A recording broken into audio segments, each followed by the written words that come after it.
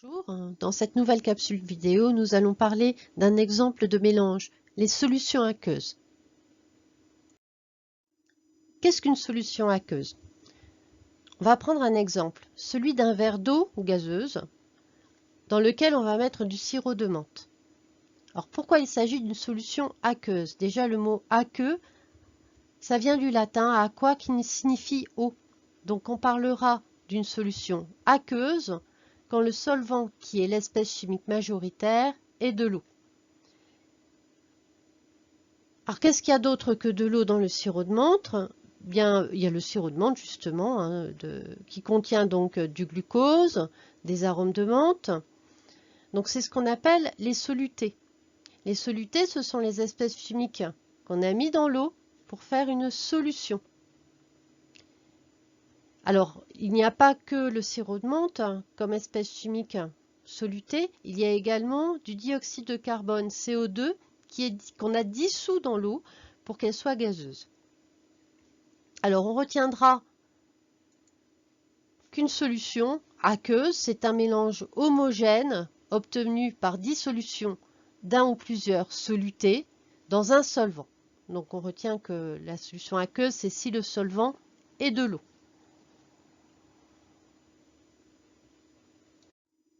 Il est possible de mettre plus ou moins de soluté dans le solvant eau, par exemple. Je prends l'exemple du sirop de grenadine que vous avez là. Sur cette photo, on voit que la quantité de grenadine est différente suivant les verres. On a très peu de grenadine là où le liquide est très clair et quand le liquide est beaucoup plus foncé, on a beaucoup plus de grenadine. Eh bien, on dira que la solution est plus ou moins concentrée. Donc, on va pouvoir calculer la concentration massique ou concentration en masse d'une solution. Alors, comment on va faire? Eh bien, il faudra utiliser une formule. Effectivement, la concentration massique ou titre massique, c'est pour ça qu'on l'appellera T d'une solution en espèce chimique dissoute, est égale au quotient de la masse de soluté dissous, petit m, par le volume de la solution. Alors, la formule donne T du coup est égal à M divisé par V, M la masse de soluté divisé par le volume de solution. Ou si on veut par exemple la masse, eh bien on va faire passer le volume de l'autre côté et puis ça nous fera M égale T fois V. Alors attention aux unités. T c'est la concentration massique, donc elle sera en grammes par litre. Si la masse de soluté est en grammes et le volume de la solution est en litres. On peut également avoir d'autres unités. Si la concentration est en kg par litre, bien c'est parce que la masse de soluté est en kilogrammes. Alors vous allez faire un petit exemple pour bien comprendre. Donc on prépare une solution de volume V égale 0,20 litres en ajoutant une masse petit m égale à 0,5 g de saccharose dans de l'eau. Donc on vous demande de calculer la concentration massique T de saccharose dans la solution. Alors je vous propose donc de mettre sur pause, de prendre un papier et un crayon, le temps de faire ce petit exercice. Alors ce n'est pas très compliqué, il va falloir simplement utiliser la définition de la concentration massique.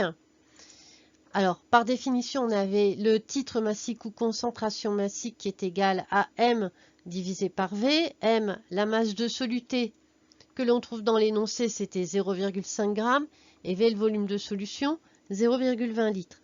Eh bien, il suffit de faire l'application numérique. AN signifie application numérique.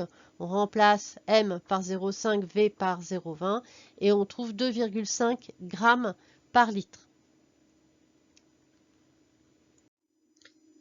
Attention à ne pas confondre la masse volumique, ρ, et la concentration massique de la solution. En effet, il est possible de déterminer la masse volumique de la solution, mais la masse est dans ce cas-là la masse de solution et pas la masse de soluté. Faire bien attention à cette différence. Alors, pour terminer, donc, voyons le cas des solutions saturées. Alors, on va prendre l'exemple ici du sel que l'on va mettre dans l'eau. on a 100 ml d'eau, on va mettre 30 g de sel. Eh bien, ce qu'on obtient, c'est un mélange homogène formé d'eau et de sel dissous. Au bout d'un certain moment, on continue à rajouter du sel. Le sel, c'est NaCl. Quand on arrive à 40 g, eh bien, on s'aperçoit qu'il y a toujours du sel qui est allé dans l'eau et puis il y a 4 g de sel qui ne se dissout pas. On obtient un mélange donc hétérogène formé de la solution et du sel non dissous. On dit que dans ce cas-là que la solution est saturée. Alors la solution est dite saturée quand la concentration massique de ce soluté est maximale. On ne peut pas en mettre plus dans l'eau. Le soluté n'arrive plus à se dissoudre dans le solvant. La concentration massique maximale de soluté, c'est ce qu'on appelle la solubilité du soluté. Et elle est notée petit s. Elle aura, petit s, ça sera donc en grammes par litre, puisque c'est l'équivalent d'une concentration. Un dernier exemple pour bien comprendre. Alors, sachant que la solubilité du saccharose dans l'eau à 25 degrés Celsius est de 2,010 puissance 3 g par litre. Ça fait 2000 g par litre. Dites si la solution précédemment préparée est saturée ou non. Vous prenez un crayon et du brouillon pour répondre à cette question. Avez-vous réussi à trouver la réponse? Donc la solution précédente, je vous rappelle qu'elle avait une concentration massique T qui était égale à 2,5 g par litre.